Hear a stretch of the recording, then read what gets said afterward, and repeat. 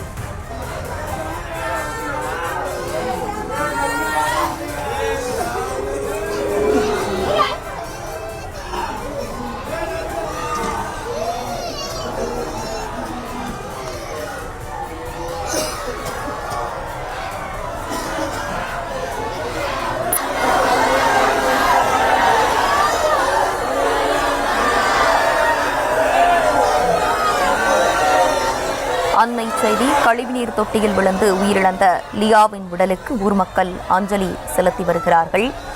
தலையில் அடித்துக்கொண்டு உறவினர்கள் அழுகக்கூடிய அந்த காட்சிகளை பார்த்து வருகிறோம். குழந்தை லியாவின் உடல் சற்று நேரத்திற்கு முன்பாக உறவினர்களிடம் ஒப்படைக்கப்பட்ட நிலையில் தற்போது லியாவின் உடலுக்கு ஊர் மக்கள் அஞ்சலி செலுத்தி வருகிறார்கள்.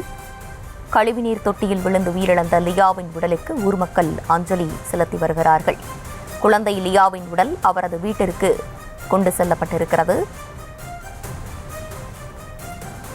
பிரேத பரிசோதனை முடிந்து குழந்தை லியாவின் உடல் அவரது பெற்றோர்களிடம் ஒப்படைக்கப்பட்டு வீட்டிற்கு கொண்டு செல்லப்பட்டிருக்கிறது. குழந்தை லியாவின் உடல் அவரது வீட்டிற்கு கொண்டு செல்லப்பட்டு ஊர் மக்கள் அஞ்சலிக்காகவும் வைக்கப்பட்டிருக்கிறது. தொடர்ந்து ஊர் மக்கள் அஞ்சலி செலுத்தி வரக்கூடிய அந்த காட்சிகளையும் பார்த்து வருகிறோம்.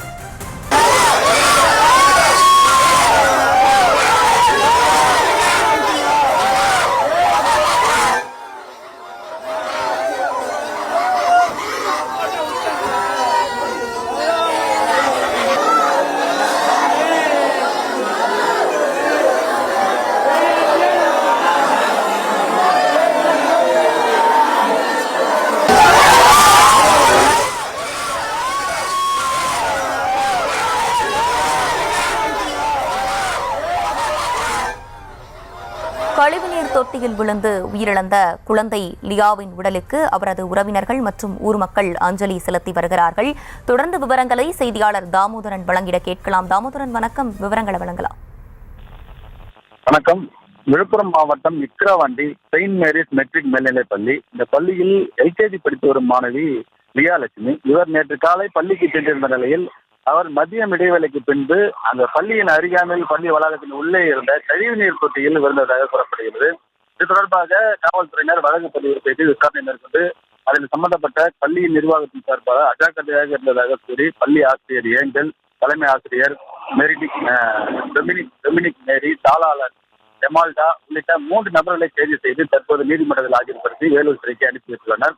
இந்த சம்பவமானது விழுப்புரம் மாவட்டத்தில் பெரும் பரபரப்பை ஏற்படுத்தியுள்ளது. இந்த பள்ளி சிறுமி, எல்கேஜி சிறுமி தற்போது பள்ளி வளாகத்தின் உள்ளேயே கழிவுநீர் தொட்டியில் உயிரிழந்த சம்பவம் பெரும் சோகத்தை ஏற்படுத்தியுள்ளது.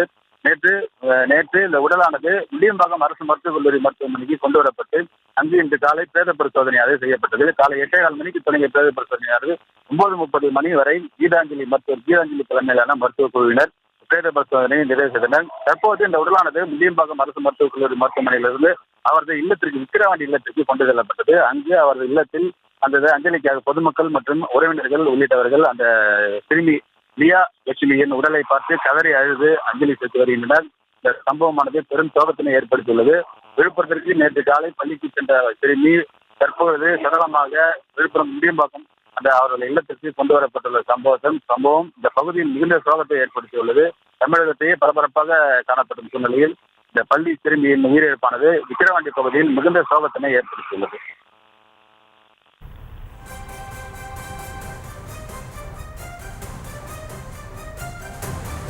விவரங்களுக்கு நன்றி தாமோதரன்.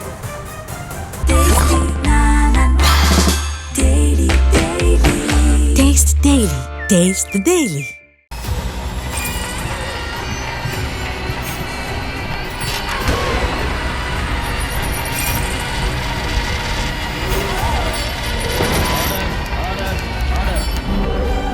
நிகழ்தகவு குற்றங்களின் மறுபரிமாணம். நாள்தோறும் இரவு 10 மணிக்கு இணைந்திருங்கள் நமது நியூஸ் தமிழ் தொலைக்காட்சியோடு.